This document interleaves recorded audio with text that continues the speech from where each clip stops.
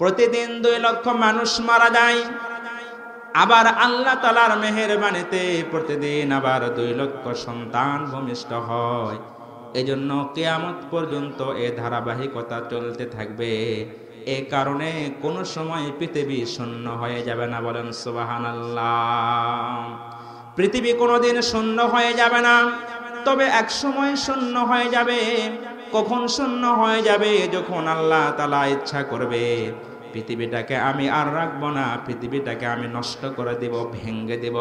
তখন আল্লাহ তাআলা কোরআনের ভাষায় বলেন, ফাইযা নুফিখা ফিস সূরি নাফখাতুন ওয়াহিদা ওয়া হুমিলাতিল আরদু ওয়াল জিবালু ফাদুক্কাতা দাক্কাতান ওয়াহিদা। ফাইযা নুফিখা ফিস সূর নাফখাতুন ওয়াহিদা, যখন আমি এই পৃথিবীটাকে রাখবো না, যখন আমি চিন্তা করব, আল্লাহ তাআলা বলছেন যখন আমার ইচ্ছা হবে এই পৃথিবীকে আমি নাস্তে নাবুদ করে দেব, ধ্বংস করে দেব, তখন আমার নিযুক্ত ইসরাফিল সে বাঁশি নিয়ে দাঁড়ায় আছে, সিংহা নিয়ে দাঁড়ায় আছে। কোরআনের ভাষায় যাকে বলা হয় সূর, আল্লাহ তাআলা বলছেন সূরা হাক্কর মধ্যে, ফাইদা নুফিখা ফিস সূরি নাফখাতুন ওয়াহিদা। ওয়াহিদা মানে এক। সেই দিন আল্লাহ তাআলা অর্ডার করবে, হে ইসরাফিল, তোমার কাঁধের মধ্যে যে তুমি বাঁশি নিয়ে আসো, তোমার কাঁধের মধ্যে যে তুমি সিংহা নিয়ে আসো, এই সুরের মধ্যে একটা ফুঁক লাগাও। একটা ফুঁক লাগানো হবে, সঙ্গে সঙ্গে প্রথম আসমানের নিচে থেকে যত মানুষ, দানব, জিন, পরি, যত কিছু মাখলুক আছে সবগুলো তছনছ হয়ে যাবে। সবগুলো কি হয়ে যাবে? তছনছ হয়ে যাবে। মুহতারাম হাজিরিন, ভালো করে লক্ষ্য করুন, 1 গ্লাস পানির মধ্যে যদি 1 চামচ লবণ অথবা চিনি দেওয়া হয়, বলেন তো চামচের মধ্যে চিনি দেওয়ার পরে, ওই চামচের মধ্যে, গ্লাসের মধ্যে চিনি দেওয়ার পরে চামচ দিয়ে গ্লাসের মধ্যে ঘাট না দিলে বলুন তো চিনির দানা কি থাকে? থাকে না। চিনির দানাটা গলে শেষ হয়ে যায়। আল্লাহ তাআলা যখন অর্ডার করবে, সিংহায়তে যখন ফুঁক দেওয়া হবে, তখন এই যে আমাদের উপরে চন্দ্র আমরা দেখতে পাই, সূর্য দেখতে পাই, বিভিন্ন হাজার হাজার গ্যালাক্সির মধ্যে আমরা নক্ষত্র, তারকারাজি দেখতে পাই, সবগুলো ভেঙ্গে ভেঙ্গে পৃথিবীর উপরে পড়বে। সবগুলো পড়ার কারণে তারপরেও শেষ হবে না। এক সময় আল্লাহ তাআলা ফেরেশতাকে বলবে, ও ফেরেশতা, তুমি পৃথিবীকে নিয়ে এইরকম করে উলট পালট করো, যাতে করে পৃথিবীতে যত পানি আছে, যত পাহাড় আছে, যত গাছ গোছালি, সমুদ্র আছে, সবগুলো যেন সয়লাব হয়ে যায়, সবগুলো যেন নাস্তে নাবুদ হয়ে যায়। তাই করা হবে। এক সময় পৃথিবীটাকে উলট পালট করা হবে। বলুন তো বলুন, সেদিন আপনার আমার এই অট্টালিকা, দালান কোটা, বাড়ি গাড়ি কি থাকবে? থাকবে না। সব শেষ হয়ে যাবে, সব শেষ। তখন আল্লাহ তাআলা বলবেন, মালাকুল মাউতকে বলবেন,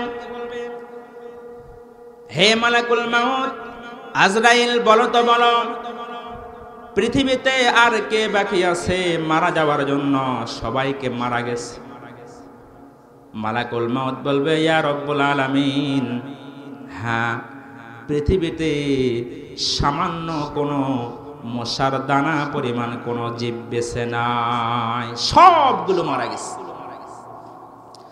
আল্লাহ তাআলা বলবে, হে মালাকুল মাউত বলো তো বলো, এই পৃথিবী ব্যতীত আমার প্রথম আসমান, দ্বিতীয় আসমান, তৃতীয় আসমান, চতুর্থ আসমান, পঞ্চম আসমান সহ আমার আরশে মুআল্লার নিচে যত ফেরেশতা বেঁচে আছে, যত ফেরেশতাকে আমি তৈরি করেছি, এই ফেরেশতারা কি বেঁচে আছে না মারা গেছে? তখন জিবরাইল আমিন, তখন আজরাইল বলবে, ইয়া রব্বুল আলামিন, খোদার কসম করে বলি, তোমার কসম করে বলি, পৃথিবীতে কোনো মানুষ বেঁচে নাই, শুধুমাত্র প্রথম আসমান সহ আরশে মুআল্লার নিচ পর্যন্ত লক্ষ লক্ষ কোটি কোটি তোমার সৃষ্টি ফেরেশতারা বেঁচে আছে। আল্লাহ বলবে, হে মালাকুল মাউত আজরাইল, তুমি প্রথম আসমানে ঝাড়ু দিয়ে দাও। আল্লাহু আকবার বলেন। প্রথম আসমানে ঝাড়ু দিয়ে দাও, তাই করা হবে।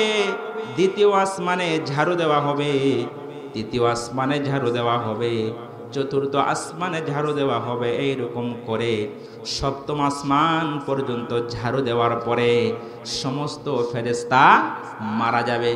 সমস্ত ফেরেশতা মারা যাওয়ার পরে আল্লাহ তাআলাকে বলবে, মালাকুল মাউত থরথর করে কাঁপতে লাগবে, সে ভয়ে থরথর করে কাঁপবে। আর আল্লাহকে বলবে, আল্লাহ, পৃথিবীতে কোনো মানুষ থাকলো না, প্রথম আসমানে কোনো ফেরেশতা থাকলো না, দ্বিতীয় আসমানে কোনো ফেরেশতা থাকলো না, শুধুমাত্র আমরা কয়েকজন ফেরেশতা ব্যতীত আর কেউ তোমার সৃষ্টিজীব বেঁচে নাই। আল্লাহু আকবার। আর কেউ বেঁচে নাই। তখন আল্লাহ বলবে, আল্লাহ তো সবকিছু জানাই, দেখছেন। তিনি বলবে, হে আজরাইল, বলো তোমরা কে কে বেঁচে আছো। তখন তিনি বলবে, ইয়া রব, আমরা বড় বড় চারজন ফেরেশতা, জিবরাইল, মিকরাইল, আজরাইল, ইসরাফিল, চারজন ফেরেশতা। আর আপনার যে আরশে মুআল্লা আছে, এই যে আরশে কুরসি আছে, এই আরশটা 8 জন ফেরেশতা, 8 জন ফেরেশতা আরশটা চারে নিয়ে আসে। এই 8 জন ফেরেশতা সহ আমরা 4 জন, কয়জন হলো? 12 জন ফেরেশতা আছে। আর আপনি তো চিরঞ্জীব, আপনি তো চিরঞ্জীব। আপনার পরে মোটে আমরা 12 জন ফেরেশতা আছি। এই কথা কোরআনুল কারীমে সূরা হাক্কর মধ্যে পাওয়া যায়। আল্লাহ তাআলা বলেন, ওয়াল মালাকু আলা আরজাইহা ওয়া ইয়াহমিলু আরশা রাব্বিকা ফাওকাহুম ইয়াওমা ইদিন সামানিয়া। আল্লাহ তাআলা বলার পরে আজরাইল বলবে, আল্লাহ, আমরা বড় বড় 4 জন ফেরেশতা সহ তোমার আরশ যে 8 জন ফেরেশতা আছে, এই 8 জন ফেরেশতা বাঁচায় আছে, এখন কি করব? আল্লাহ বলবে, ফেরেশতা মালাকুল মাউত, তোমার যে সঙ্গে 4 জন বড় বড় ফেরেশতা ছিল, এই 4 জন তুমি সহ, তুমি ব্যতীত 3 জন, এই 3 জনকেও মৃত্যুর স্বাদ গ্রহণ করতে হবে। আল্লাহর অর্ডার পাওয়ার পরে জিবরাইল আমিন, মিকরাইল এবং ইসরাফিলকে হত্যা করা হবে, তাদের মৃত্যু ঘটে যাবে। তখন আল্লাহ বলবে, আর কে বাকি আছে? মালাকুল মাউত বলবে, আল্লাহ, আপনার আরশ যে বহন করে আছে 8 জন ফেরেশতা, এই 8 জন ফেরেশতা বেঁচে আছে, আর আমি তো মালাকুল মাউত বেঁচে আছি, আর আপনি তো হলো চিরঞ্জীব।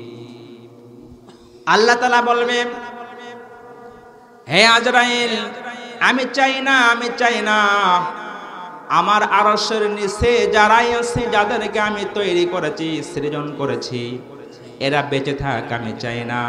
ওই 8 জন ফেরেশতারে মৃত্যু হয়ে যাক। এই কথা বলার সঙ্গে সঙ্গে আরশ বহনকারী 8 জন ফেরেশতার মৃত্যু হয়ে যাবে। আল্লাহু আকবার বলেন। 8 জন ফেরেশতার মৃত্যু হয়ে যাওয়ার পরে আল্লাহ বলবে, হে মালাকুল মাউত, বলো তো বলো, আমার আরশ সহ এই যে সপ্তম আসমান পর্যন্ত এবং পৃথিবী বিভিন্ন তারকারাজি সহ আর কে বেঁচে আছে রে, আর কে বেঁচে আছে? তখন মালাকুল মাউত থরথর করে কাঁপতে লাগবে, বলবে, ইয়া রব্বুল আলামিন, আপনি যত অর্ডার করেছেন সবগুলোকে আমি হত্যা করেছি, সবগুলোকে মৃত্যু কনফার্ম করেছি। শুধু আমি মালাকুল মাউত আজরাইল বেঁচে আছি, আর কেউ বেঁচে নাই, আল্লাহ আর আপনি তো হলে চিরঞ্জীব। আল্লাহ তাআলা বলবে, হে আজরাইল, আর কেউ বেঁচে নাই, আমি আল্লাহ চিরঞ্জীব বেঁচে আছি, আর তুমি আজরাইল বেঁচে আছো। আমার শানের সঙ্গে যায় না, আমার মানের সঙ্গে যায় না। আমি চাই তুমি আজরাইল, তোমাকে মৃত্যুর স্বাদ গ্রহণ করতেই হবে। এই কথা বলা মাত্র আজরাইল তখন ছটপট করতে লাগবে। হাদিসের মধ্যে আসছে, আজরাইল তখন বলবে, আল্লাহ তোমার দোহাই লাগে, তোমার কসম করে বলি, মৃত্যুর এত এত যন্ত্রণা আমি যদি আগে বুঝতাম, খোদার কসম লাগে কোন মানুষের জান আমি কবজ করতাম না। আজরাইলের মৃত্যু হয়ে গেল, জিবরাইলের মৃত্যু হয়ে গেল, মিকরাইল, ইসরাফিল সহ আরশ বহনকারী 8 জনের মৃত্যু হয়ে গেল। আর কোন ফেরেশতা অবশিষ্ট থাকলো না, শুধুমাত্র অবশিষ্ট থাকলো কে? থাকলো একমাত্র আল্লাহ। আল্লাহ শুধু অবশিষ্ট থাকলো, তিনি তো চিরঞ্জীব।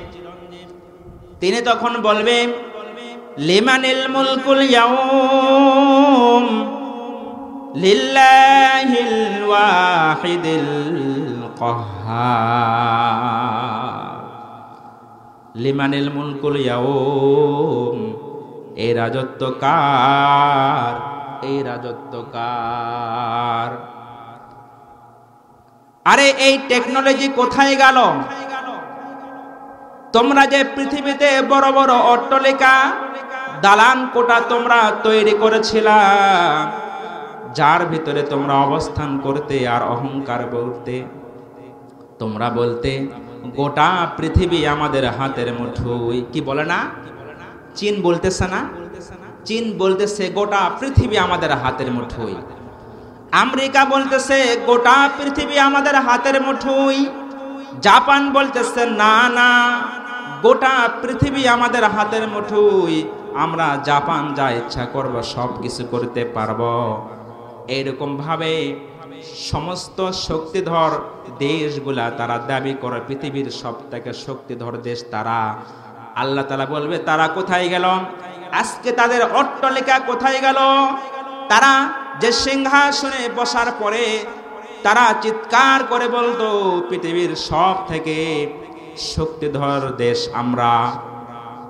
চতুর্দিকে শুধু টেকনোলজি, চতুর্দিকে মেশিন, চতুর্দিকে তথ্য প্রযুক্তির মধ্যে তোমরা ছিলা। তোমরা আজকে কোথায় গেলা? আজকে তো শুধু আমি আল্লাহ, আমি ব্যতীত আমার সামনে পিছনে ডানে বামে আর কোন মাখলুক সৃষ্টিকে আমি দেখি না। সম্মানিত হাজিরিন, এতক্ষণ থেকে যে কথাগুলা বললাম, আপনাদের ব্রেনের ভিতরে এই কথায় প্রবেশ করানোর চেষ্টা করলাম যে পৃথিবী চুল পরিমাণ, মশার ডানা পরিমাণ আল্লাহ তাআলার কাছে কি নাই? সুযোগ আল্লাহ তাআলার কাছে মূল্যবান না। আল্লাহ ইচ্ছা করবে পৃথিবী কি করবে? শেষ করে দিবে, নষ্ট করে দিবে। কিন্তু আমরা এই সংক্ষিপ্ত পৃথিবীতে এসে কত অভিনয় করছি। আর এই পৃথিবীটাই হলো অভিনয়ের জায়গা। পৃথিবীটা কিসের জায়গা? অভিনয়, রঙিন মঞ্চ। এখানে আমরা প্রত্যেকেই প্রত্যেকের জায়গা থেকে অভিনয় করছি।